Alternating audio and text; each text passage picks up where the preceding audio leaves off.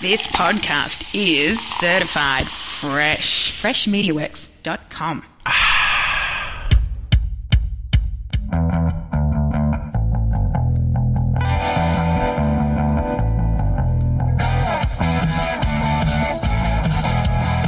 Looking to boost your company's marketing? Look no further than Fresh MediaWorks. Podcasting is the best way to promote your brand and increase your customer base. You can create your own show, be a guest on other podcasts, or advertise on existing podcasts to reach a valuable audience. Don't wait. Start elevating your marketing game today with Fresh MediaWorks. Call now, 713-269-4620, or find us online at freshmediaworks.com/podcasting. Welcome back to MasterCoaches Wednesday Weekly Buzz for your weekly dose of coaching insights and discussions. I'm Bob Bertucci, joined by fellow Master Coaches Mick Haley, Tom Hilbert, and Jim Stone. Today we're going to dive deep into the evolution of volleyball numbers and statistics with our special guest, Jesse Sulzer. I'm going to ask Mick Haley to get us started and introduce Jesse and go ahead and start our Master Coaches questions. Nick? Thanks, Bob, and I'll jump in here with a little history along. Jesse, welcome to the program. Statistics started me back in the 60s. Jim Coleman identified a statistical system for charting plays, and we used that to identify how our team was doing and how we might attack the opponents. Somewhere in the early 80s, Glenn Litsky came to the University of Texas, and he realized that there were no records.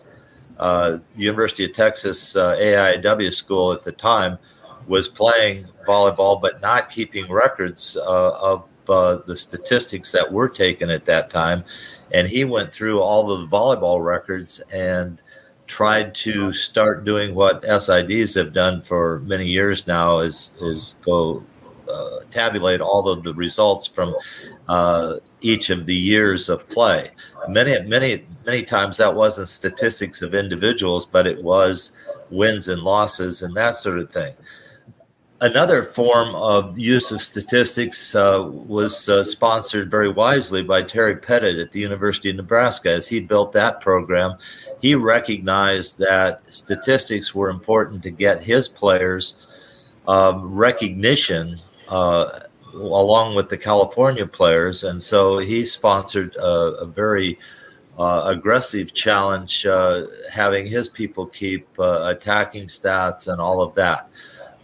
We get to modern day now, and Jesse, you're relatively new on the scene with the numbers I've just thrown out there from the 1960s, the 1970s, the 1980s, and that sort of thing. So give us a little background of where you've been, how you got into this. We don't want to take too much time on it, but I think it's important the guests know who you've worked with, because you've been involved with some pretty outstanding coaches collegiately, and now you're involved internationally. So tell us a little bit about yourself.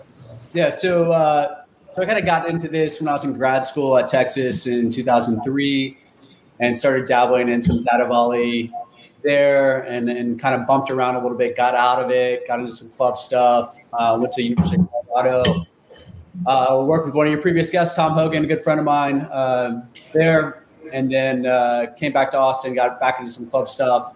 And then I spent 3 years at Stanford from 2017 to 19, kind of hit that at the right time with some great people. And obviously Kevin is a great coach and great person.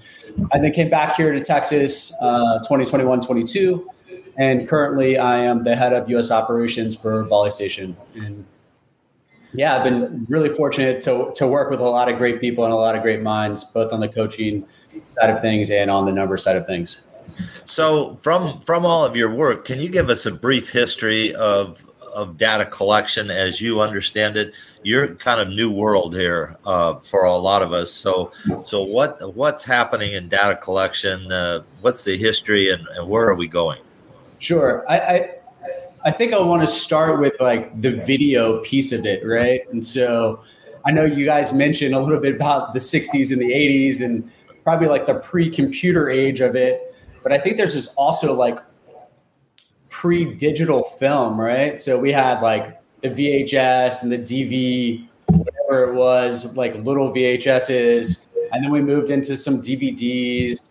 And now we just have everything. It's just a click and a download. And so I think they run parallel to each other. In my time, obviously, we're in the last 20 years.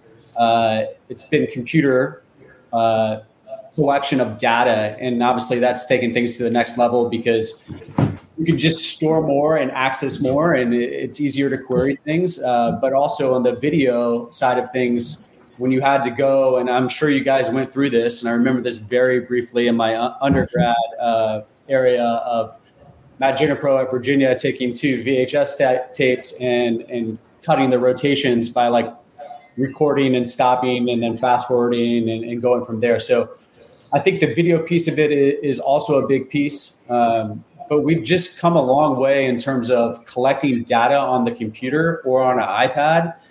And the details of the data continue to grow. And so being able to not just put like Sally passed good, but giving a number to Sally, maybe an evaluation of her pass, and then where she passed from, where she passed to, where the ball originated from on the server, if she's in the front row or the back row, what the score of the game is. And so now each data point, each contact of the ball has a lot more detail into it. And I think the evolution has come from using that data, the richer data, and then putting that in context across your level into like a database. And so really volumetrics has changed the game. I mean, I remember back when I was in Colorado and there was no volumetrics, just the time that you had to spend coding each match or tagging each match and trying to put that stuff together in a coherent fashion it seems like a long time ago, but it really wasn't. 10, 15 years ago, we didn't have this database that we could use to scout other teams and prepare our own team. So you're working for whom now? You've gotten out of the collegiate game. You're working for whom? Tell us a little bit about that. So I work for Volley Station, and we're a Polish-based company. And at the simplest form is we do volleyball technology. And so we have kind of a handful of products that we use across the world in different levels of volleyball, including like the U.S. collegiate market, but also the international teams. And we work with leagues. And then our newest product is Volley Station Score, which we're rolling out in the club world. And are you a competitor to Data Volley or any of these other companies? Yeah, we're an alternative to Data Volley. So our software called Volley Station Pro is a similar software where we are using that to collect data and or make analysis of teams. But we also have a competition management system. And so we're working with the PVF on that. We'll probably be the biggest one to see in the U.S. So we're the official provider for the FIVB. So we do VNL. We'll be at the Olympics. Obviously, we do the Polish League, amongst others around the country, around the world. So, Bob, there's one area that we need to talk to Jesse about, and I'm not sure where we put it in, but the AI part of all of this. So, will you direct that? I'm gonna relinquish my floor to you now, and you decide where we put that in. All right, Mick. Well, I have a couple of general type questions. One general question, Jesse. What are some of the overreaching or overarching principles, in data collection and statistics, generally? Yeah, I think the first thing is like your sample as well as your quality of data, right? So if I just say, hey, this is a team, and I just take like 20 matches of them to look at, well, maybe like 10 of those matches are against really bad opponents. And maybe I just want to take those 10 matches and throw them out, even if they're like some of the more recent matches. So getting a good sample, I know we did this a lot at Stanford and at Texas, is like, if we're playing somebody in the first round or the second round of the tournament, we might not take the most recent match because that wasn't a competitive match. Or maybe that sample has like them in a different lineup. And so we don't want to use those numbers to make decisions off of. And then like data accuracy. And I know people will go back and forth on like volumetrics and how accurate they are, but I think they've done a great job of getting better throughout the years. And, I'm sure a lot of people like myself are cleaning some of that data, but it's gotten cleaner across time, and being able to use that data is huge. So accurate data, good sample size, and then having this a plan to parse through it, because we're at the stage where we have more data than we probably know what to do with, and we're going to get even more over the next 3 to 5 years with all the new technologies coming out. Jesse, can you explain, the power of slicing, and really what that means? Sure.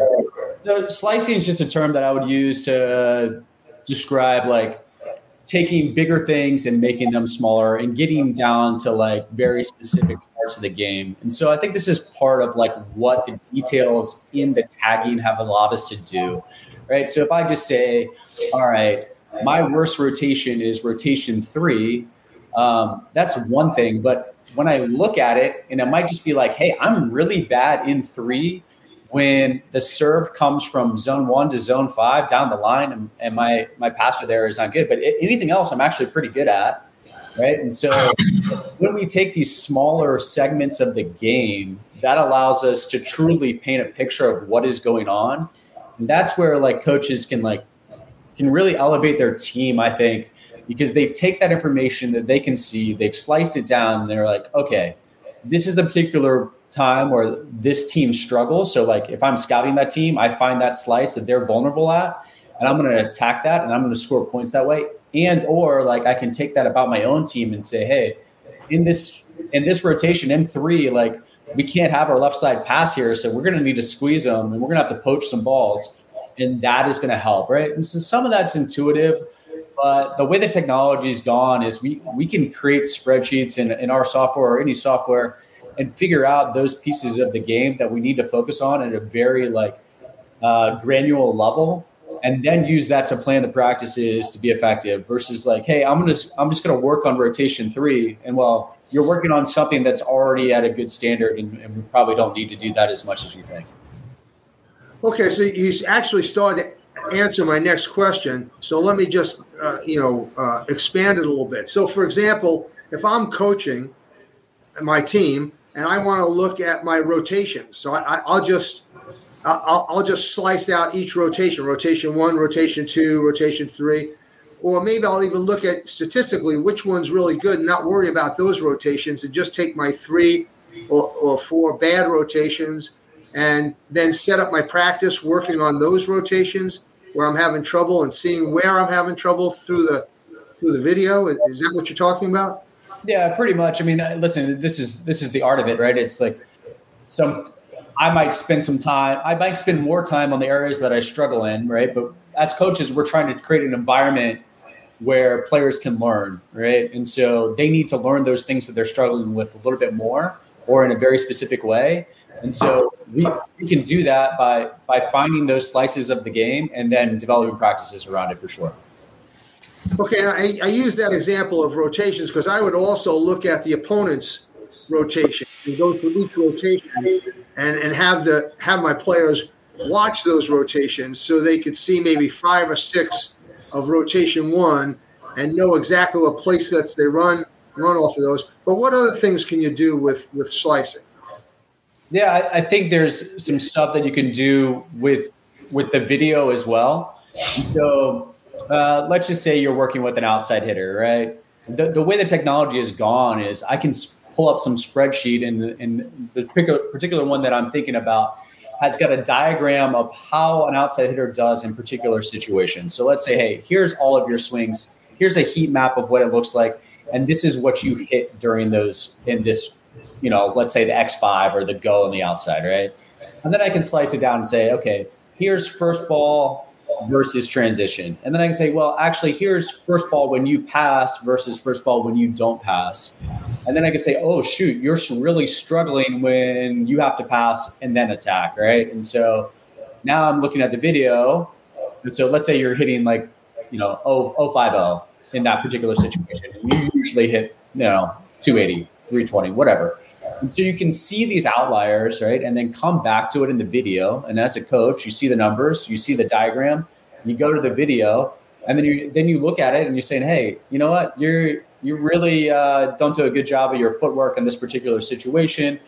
Our next practice, we're going to set up a drill to help you with that. So I think there's just endless ways that you can then slice the game, given the data that we have. That's one example. Another example is just location, right? And so rotation 3, setter struggles when the ball comes from a passer in 1 because she just doesn't integrate in that particular situation. And so those are type of things that we see in the numbers, and then transition to the video, and then see exactly what that person is doing in terms of their movement, and then coach them from there. Great. Jim Stone has always been good with statistics, so I know he has a couple of really strong questions he wants to ask you. Go ahead, Jim. All right. Yeah, I appreciate the compliment, but I am nowhere near to where you are, Jesse. And I'm glad you're here today to help somebody like myself out. But I do remember when I was at Ohio State, the first time we printed out a scouting report on an opponent, there's like 80 pages of numbers. And my guess is, again, indoor tactical. Yeah. Oh, geez. I mean, my eyeballs started rolling back in my head. So my guess is not all of those numbers have equal importance. So if I'm devising a game plan and you're at Stanford, so we have to play Stanford, what would be the 2 or 3 things that would impact my ability to compete with Stanford? Should I be focusing on what Stanford does, or should I just kind of go, the heck with that? I'm just going to focus on my own team. I mean, what recommendations would you have to the coaches that are watching? Yeah, listen, I think there's not one way to skin the cat, right? There's been successful coaches across the board that have done different things. Kevin at Stanford does different stuff than Jared at Texas, and they're both great, right? So I think there's different ways to go about it. I think in general, you need to look at both your opponent and yourself. And then what I think you need to do is look at the outliers, right? And so in this situation, this team is not as good as most other teams. So they're vulnerable in that situation. So we're going to try to take advantage of this part of the game, and our strategy is going to reflect that, right?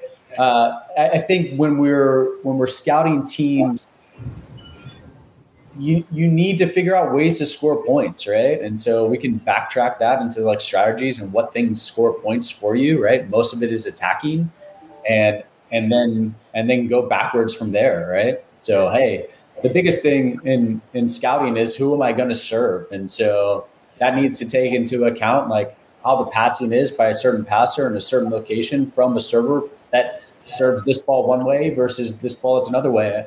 I had a conversation with a gentleman named Scott Powers, who is a professor at Rice, and he's super interesting. You should get him on. He's out there in statistics world, but I think a lot of times we talk about like who to serve, and we don't take into account like where our server is good, right? So like if my server is really good 5-5, but they pass poorly in 1, well, what's the differentiation of like if I'm going to try to make that server go 5-1? Like they might not be good at that. They might not be comfortable with that. So what's the margin there? Maybe the passer is better in 5, but my server is better 5-5. So where do I go? And so I think that becomes some of the art. We can look at some different models of like how we want to weight the passer versus the server. But I think that's some of the next level stuff that people are doing. Okay, if I'm reading this book on baseball stats.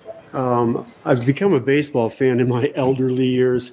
And as you know, baseball is probably the most analyzed sport that exists out there. Yeah. But kind of the theme of the book is a lot of the numbers that are traditionally attached to performance indicators like a batting average or the number of wins by pitcher, the author indicates these are really not that much of a performance indicator. There's all these other factors involved.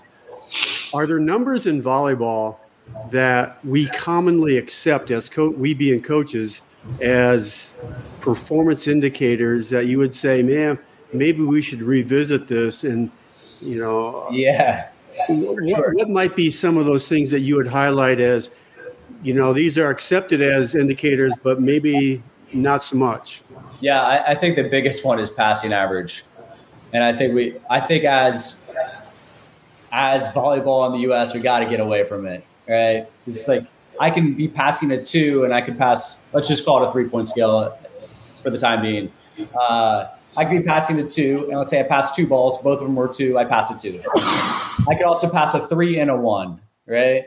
But the evaluation of those numbers aren't necessarily like our expected output, right? And so I think we're transitioning a lot to expected, and a good friend of mine, Nate Go, he's probably the best at it. He's the men's national team performance analyst, and he is wow, he's on a different level than everybody else. And he's really blowing the horn on this a lot in the past, call it 4 or 5 years probably. And a 3 is going to be worth, we're going to expect a kill a certain amount of time when I pass a 3. I'm going to expect a kill a certain amount of time when I pass a 2 or a medium pass, right? But those aren't going to be that relation, right? So let's say a 3 is 60% of the time, and a 2, it's not going to be 40% of the time, which would be like 2/3 of 60, right? So simple math there.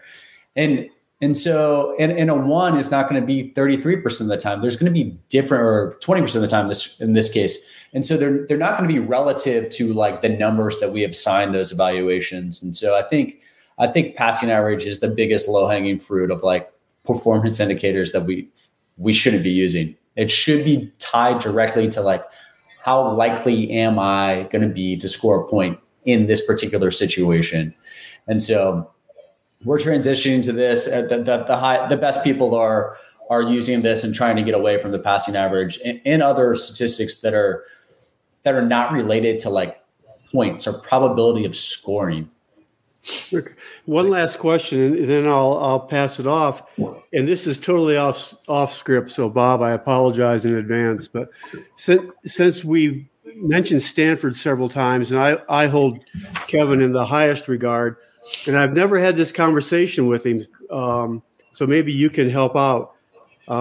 He indicated that service errors are not, I don't want to say they're not a big deal, but it's not a big deal. And he said he had the metrics to back up. He just wants people serving as hard as they can or as tough as they can with the, there's going to be more errors with you serve with that mentality, but he didn't think that would impact the match per se. Sure. Can you explain that a little bit in terms of what metric is he using to justify maybe more service errors? I always thought serving it inbounds was good. And I'm sure he does as well, but it's not as big a priority with him as it might be with me. Yeah, I mean, listen, I think he's right. I think there is a spot where there for sure is a spot where you can't win. You have too many service errors. There has to be that spot. If you miss all your serves, you're not going to win. Right. And so like you just go, okay, what if I just missed one serve? Or I missed everything but one serve. And you just keep working that problem back. There is a threshold where like you can't miss that many serves and still expect to win. But I think his point is that from a theoretical level, two things. One, I want to put constant pressure on the other team. We talked about this at Stanford and at Texas. I want to put constant pressure on the other team one way or another. And serving is our first opportunity to do that. And then the second thing is, as volleyball's gotten better, and particularly in the women's game, gotten more physical, the probability that somebody sides out on the first ball swing it's gone up, right? And so kill percentage has gone up in that. And so I need to take that away from the other team And to do that, I have to serve tougher. And so not only is that gone up, but our ability for that first ball swing, when it's not a perfect pass, let's call it a medium pass or a bad pass, that's also gone up. So if I don't go for it every time, then my mentality is I'm taking some pace off of the ball, right? And then their expected passing is going up. And so at the highest level, you're dealing with teams that you have to put that pressure on them. And the numbers behind it, they pan out of like, okay, if I didn't miss this serve and I gave them an easy ball, what would it look like? But also, if I didn't miss that serve, and my mentality is that all of these other really tough serves that I did put in play, they go down again, and those skyrocket in terms of now our expected ability for the other team to side out. And so I agree with Kevin, particularly at the highest level of the women's game, and for sure in the men's game, in the pro game. I think there's probably a spot in college volleyball where that doesn't make sense. But with the side out numbers, that the best teams, you got to serve tough, and so I think they need to do that. Well, one real quick follow up, and I'll pass it off to Tom. Does my tolerance of service errors, is it attached to my own team's ability to side out? For sure. Okay. Yeah. Good. Tom, go.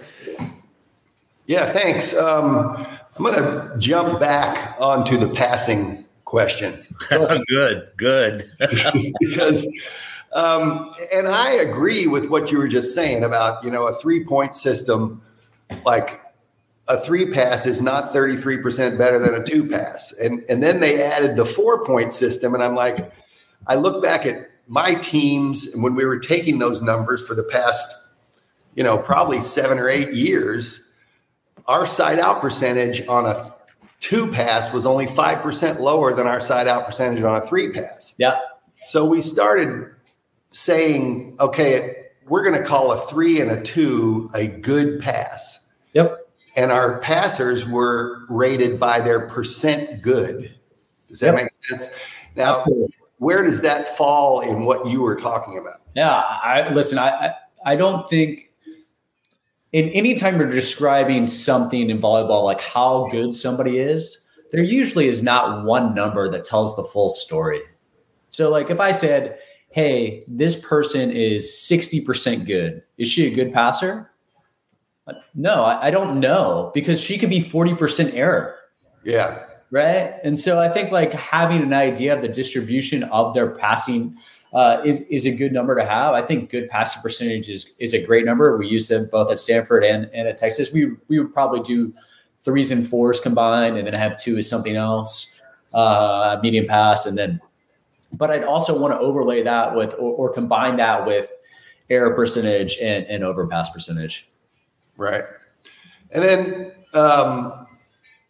back to the question about first ball side out, because that, where would you put that in terms of importance in someone in the correlation to winning? Yeah, I think it depends on the structure of your team, but like all the studies say, like serving, passing, and first ball side out are like good. They're correlated to winning, right? And so most teams, they want to have that number as high as possible, but there's also teams that are great at transition and might not need that number to be high if they're a really good defensive team. At some point in time, like the offense seems to have taken over, right? And if you can't score in the first ball, like immediately the dichotomy of the points changing, right? And so as long as you have the advantage when you take the first swing, right? And so you want to take care of that advantage and side out. If the point gets longer, it goes more to 50-50, and we don't want that as the receiving team. So like first ball is super important in my world. Right. And so that being said, we go back to the missed serves, because a missed serve is basically giving up a first ball side out or adding a kill to the other team's numbers. Are people working on a way to say, okay, this ratio of quality of pass versus missing a serve is what you're looking for? Does that make any sense? Yeah. I think it's super hard to tease out the like there's so many little specifics within a game, right? And so let's say I have them in one of their worst rotations. They have a hard time siding out in that rotation, right? And so maybe there's the risk reward piece of it. And a good friend of mine, Eduardo at Colorado, we've been talking a lot about risk reward, right? And so the risk of missing a serve goes down a lot when they usually side out at a really high level.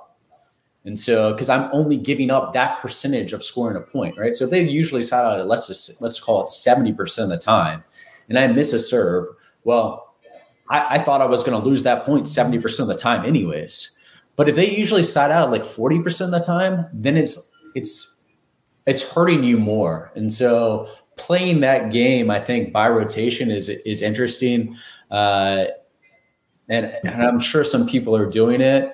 The tough part about it, when you go back to like we're talking about with Kevin and same at Texas, is when you start adopting this mentality of like, and Eric and I talked a lot about this at Texas, is this like mentality, you've got to play every point the same. And if you start adopting the mentality of like, hey, I'm just going to put this ball in, then what happens to your serve? Like, then maybe that goes down and then the other team passes better. And now they're not siding out at 40% of the time. They're siding out 70% of the time. And so there's the art in there. Right. Okay. I'm going to change my last question because I wanted to get this in. I'm at the Final Four. I'm seeing some of these companies that are doing statting through AI. Sure. Where is that going? How far away are we from a computer statting a game? We're there. We're working on a product that should be out, I'm hoping soon. Basically, that will tag the match for you, and that's where I'm going. It's like there is so much data that we'll get when that happens, right? And we got to figure out a way to make it accurate and all those things that I talked about earlier. But that's going to change the game. It's going to change how we coach. It's going to change the players that we recruit. It's going to change the money that players make in these pro leagues. Like the data in there is just super valuable, and you can see it at all the big sports, NFL, baseball, basketball. Like it just changes the game. Yeah. Is it going? I mean, do you see AI actually creating game plans going into? Yeah, for sure. I think they're going to have a hard time dealing with some of the nuances of like some of the matchup situations, right? And so theoretically, this person's, doesn't jump. Like they'll say, okay, this person is not a good jumper, so that you probably should set towards their side, right? But maybe that person's like really good with their hands and blocking, and like they're actually a really great blocker. And so how we develop these algorithms based on on the data that we have, right? And so might not be correct all the time, but they'll get there. It's all a math problem. Yeah. Well, thanks. Appreciate those are good answers. Yeah. Thanks. So Jesse, this is Mick. I've been married to stats since about 1997, 98. Monica Paul, my manager from Texas, went to the national team with me, and she mastered that program, and she could bring me more data.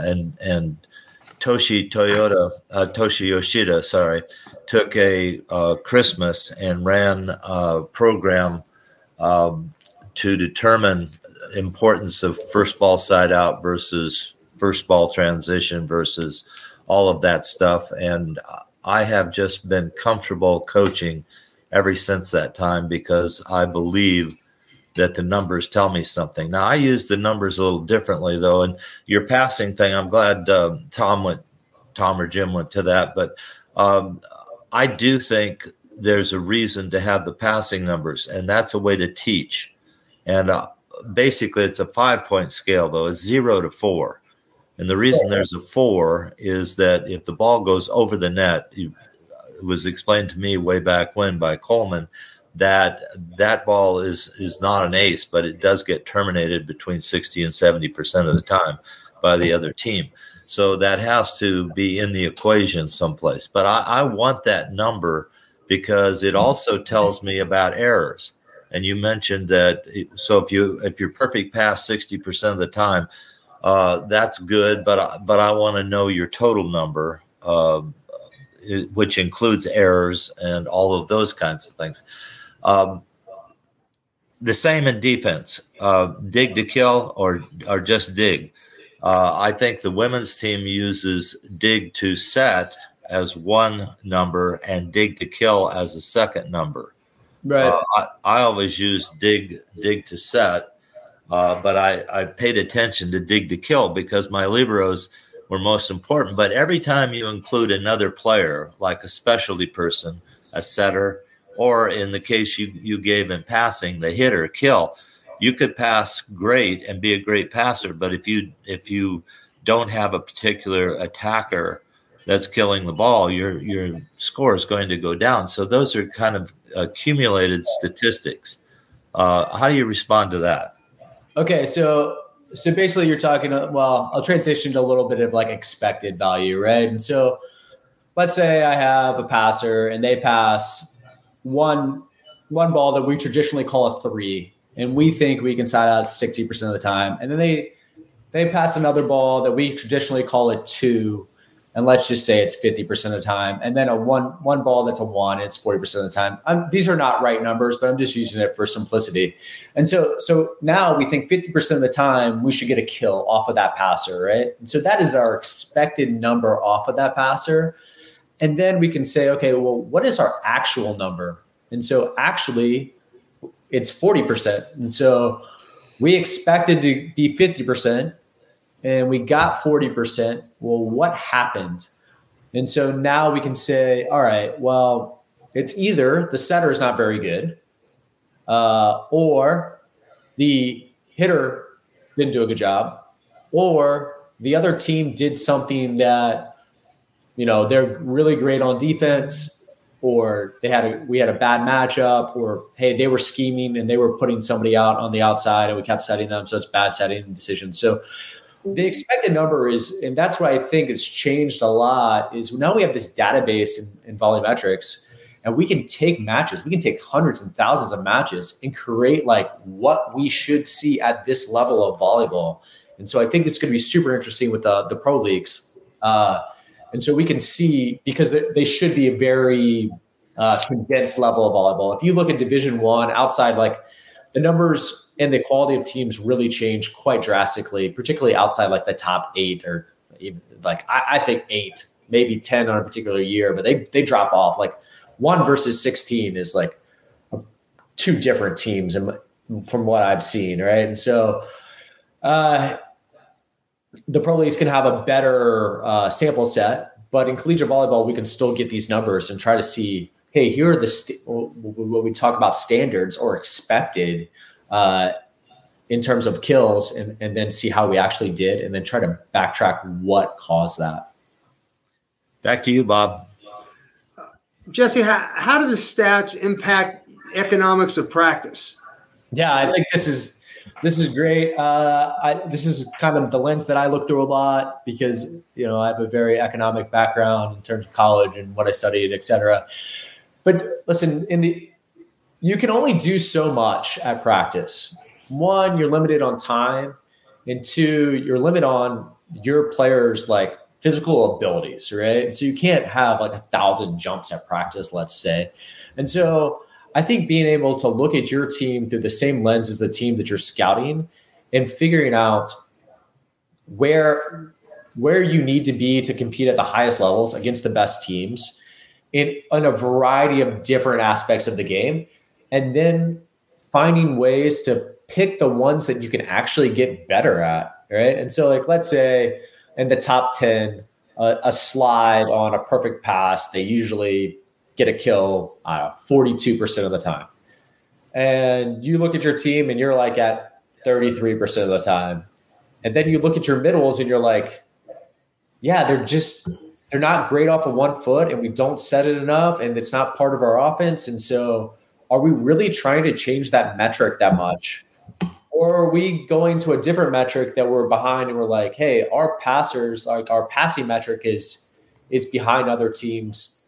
And I have an outside that was an opposite last year, but she actually does some pretty good things. So I just need to take that time and train her. She just needs the reps.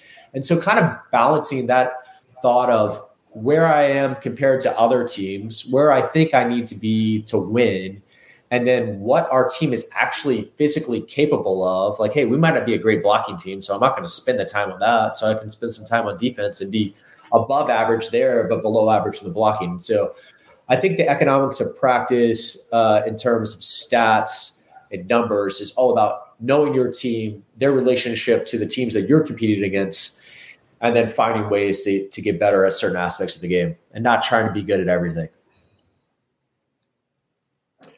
Hey, Jesse, going back, Tom asked about artificial intelligence, and you commented that it's going to change the game, football, basketball, volleyball.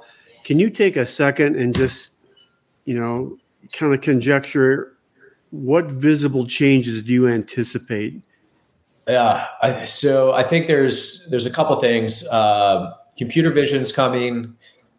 Sports science is already there. And then centralizing the database of like volleyball numbers, I think is big that I'm pushing. And so those three things combined are going to have a lot of changes in the game.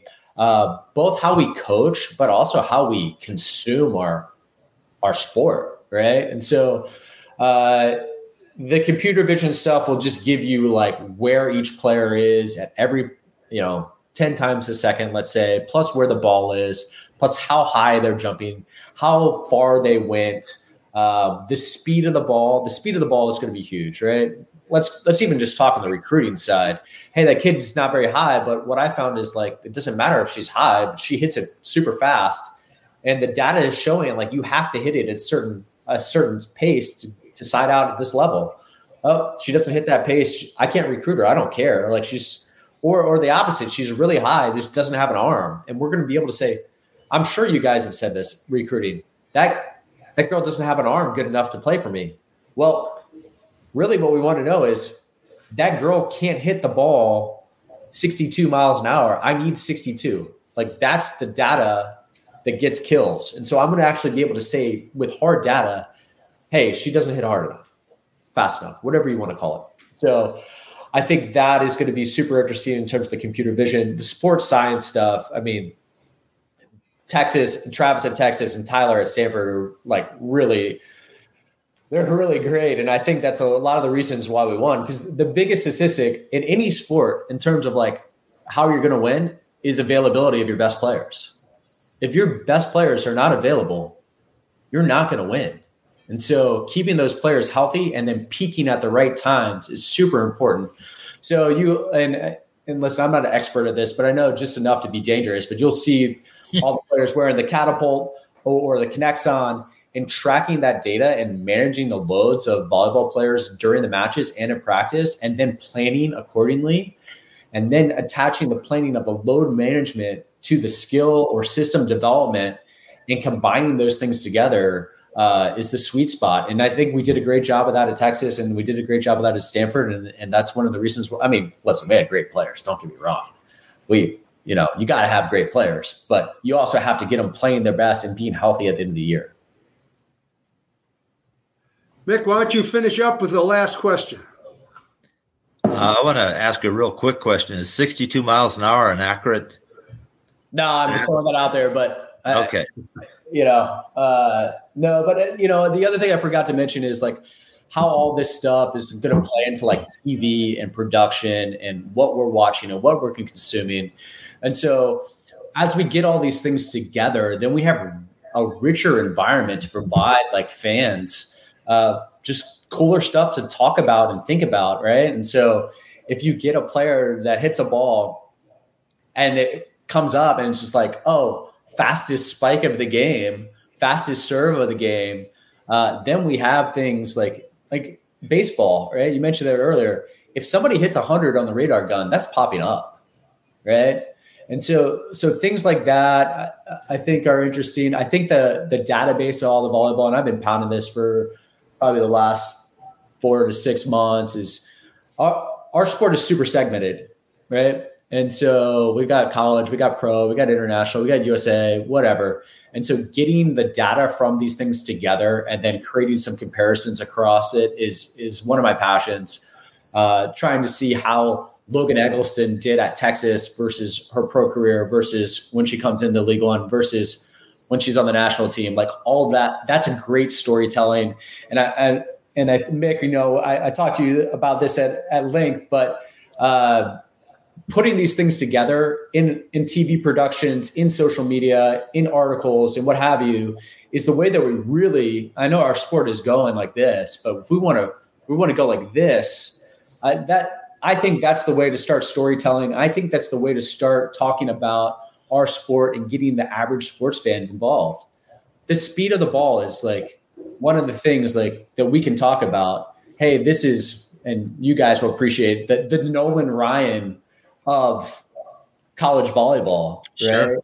Or I talk about like, hey, this is the Tom Brady of college volleyball. If I tell my neighbor that, they know that person's good, right? And so trying to get those things, we have to use numbers to create these stories. We can't just fall back on these human interest stories. We're not going to get the other fans involved unless we can compare our sport.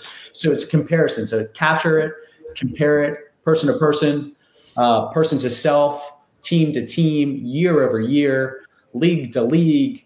We do all that. Then we start comparing it to other sports. That's the storytelling. That's the engagement. That's the growth. And so I think all this evolution and what we're doing on the capturing side and putting those things together, it's going to ignite this. And that's my plan. I'm trying to push people towards it. So, yeah, that's what I got. That was my question. Way to go. All right, Jesse, I want to thank you very much for taking so much time out of your busy schedule. And on behalf of all the master coaches, we really enjoyed this time we had to spend with you. We're gonna want you to come back again, especially after we start getting some emails asking specific questions from some of these coaches, because this is mind-boggling. Well, it's good. It's good to be here. Thanks a lot for the time. Appreciate it. All right, thanks. Take care, Jesse. Take care. All right, group, why don't we take a minute and hear from our friends and sponsor, S&A Sports Group. Let me tell you about the best net system on the market. The Edge is our all-carbon net system. It's the lightest posts on the market at 17 and 22 pounds. And it offers pin stop net height adjustments for juniors, women's, men's, and then 2 inches above each of those. So you can bump the nets up for practice. In order to accommodate different sleeve depths in the floor, we have an adjustable foot on the bottom to make fine-tuning adjustments to make sure those pin stops are accurate. These posts use our Kevlar net with the 4 Velcro tensioners to apply horizontal tension. It provides for stellar accuracy and consistency every single time. One of the nice things is the simple elegance of this post. It's quite a simple design, not a lot of replacement parts. We've tried to give you everything you need and nothing that you don't. So, if the lightest net system on the market appeals to you, we'd love to talk to you more about it. Well, welcome back. And now we've heard from Jesse and his insights. Let's hear from our master coaches and what they have to say. Jim, why don't we start with you?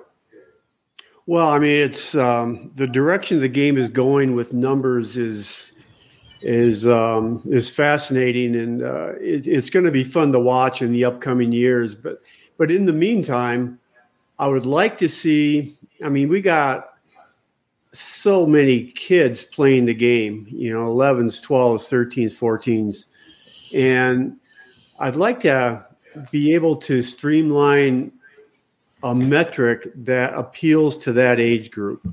I just don't think telling a 14-year-old that they're passing at a 2.31 means a lot to them. But can we come up with a graphic or a percentage that they can kind of latch onto? So I think I think I'd like to see. I mean, we're dealing with the upper end of information, which is great. Can we spend some of that energy with what we can do with the younger age group that that might really be relevant feedback for them. And that's where at least from my perspective, I think we're lacking a little bit with, what in reality is a majority of the people playing volleyball in our country, at least on the women's side. So anyway, if we could, if some creative person could make a move in that regard, I think it would be great information for both coaches and the younger players. Tom? Well, I'm going to retreat back to the serving error question because I think that's, you hear a lot of people across all levels of volleyball talking about that.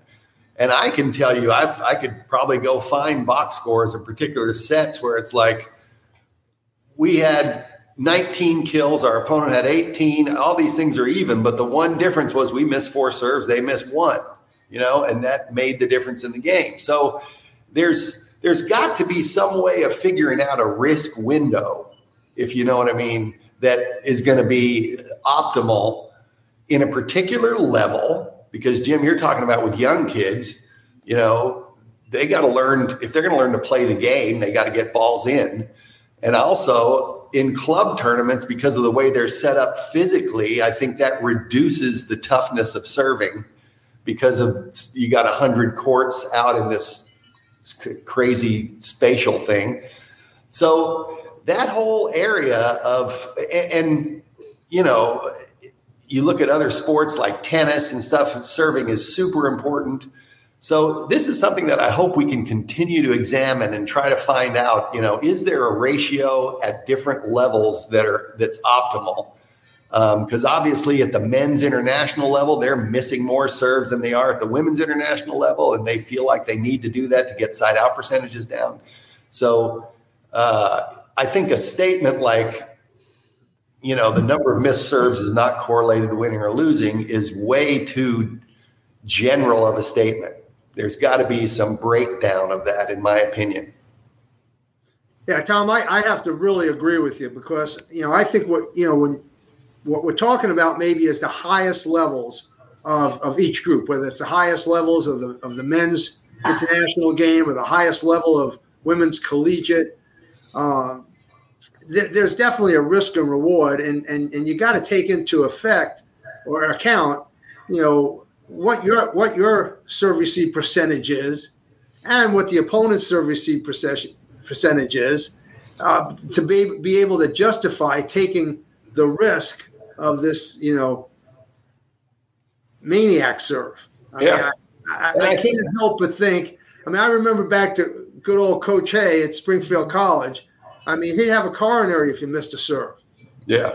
So somewhere between you got to serve everything in bounds and you got to keep pressure on the team, there's got to be a sweet spot depending on the level of your competition and the level of your team. Yeah, and the best thing that he said was you can look at that question rotation by rotation. And I know we've all been sitting there and we've got a server serving in another opponent's weak rotation. And we're like, we will literally score forever in this rotation.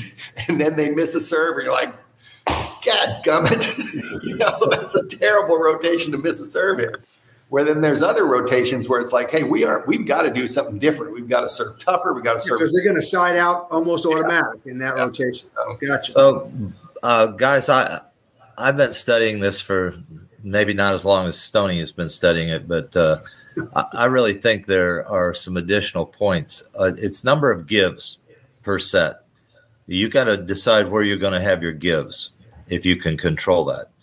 And I'm talking about points given, serving errors, attacking errors, violations, those kinds of things. So the thing that's weighed on me, and I'm at the point where if I had to go back and do the next 40 years again, I would allow the server to serve exactly where she wants to serve, to hit her best serve that she's most confident in and have no restrictions at all. And I would go for velocity. One of the things I learned in this last national championship, I think, is what the baseball pitchers have learned after throwing 96, 97, and 98 is a changeup is very effective in throwing a team off of their momentum or a hitter off of its momentum. So I would also include a short serve that they're comfortable with, just to change momentum. And I saw that happen, I think, in the national championship, that took a team totally out of their rhythm. They were ready for the hard serve. They were ready for the Kevin hard serve, trying to knock you off the line. And once they had control of that and played ahead, those two issues, playing ahead causes the server to be a little bit more reluctant to hit it as hard as she wants to. Then they came with the short serve, and the players were anxious to get back into the game, and they made passing errors as well. So I would keep it simple, stupid. Okay. Anybody else have any last minute thoughts? We have about 3 or 4 minutes before we're going to have to sign off here. Well, the AI stuff to me is fascinating, and not just the fact that they can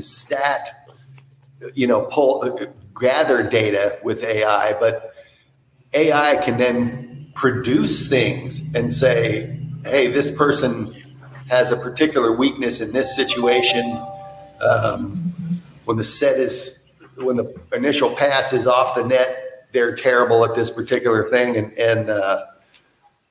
Or this rotation is particularly weak if they serve, like he said, 5-1. That stuff is going to make coaches who didn't pay a lot of attention to data better, just simply because they've got someone or something helping them with that kind of tactical information. And I think it's going to change the game for coaches, I think. The other thing it gives you, Tom, is it will also identify not just when they served to 5, but who was passing in 5, so that your stats aren't compromised because of a rotation change by the other team or something, right? Or by your team. Sometimes you're seeing stats with different people passing in those rotations, and that's not identified in the stats we get now. But with AI, that can be identified. Well, my last comment would be I would like to tie in 2 things. Jim talked about volumetrics getting 80 pages, of stats, and I've been there. I've gotten that, and the players were asking for all that information. So one time I just printed out the 80 pages. Hey, you want the scouting report? This is everything about the other team. Now, if we can't pass the ball, what the hell is that? Who cares about all that? So I'd go back to Mick saying, at some point, it's got to be just keep it simple, stupid. Hey, if a kid serves that ball really well, 5-5, maybe I don't want to ask her to serve it 5-1 if she's going to miss that serve because she really can't serve that very well. So keeping it simple, there's some real sound logic there. So thank you, Master Coaches, for all the valuable insights. We're a little short on time.